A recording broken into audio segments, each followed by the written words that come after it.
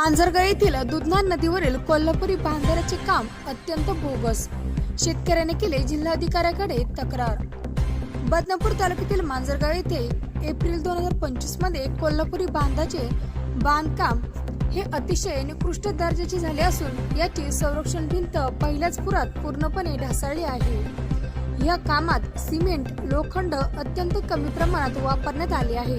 त्यामुळे कोल्हापुरी बांधाऱ्याची सदर भिंत कोसळून त्यास लगत शेतकरी कयूम शेख अकबर यांची शेतजमीन खगळून वाहून गेली आहे व त्यात असलेले पिकाचे नुकसान झाले आहे. सदर बांधाऱ्याची उंची कमी असल्यामुळे सदरचे पाणी अडविले गेले नसल्यामुळे लगत असलेल्या शेतीचे नुकसान झाले आहे व 5 महिन्यातच कोल्हापुरी बांधाऱ्याला तडे जाऊन वाहून गेला आहे.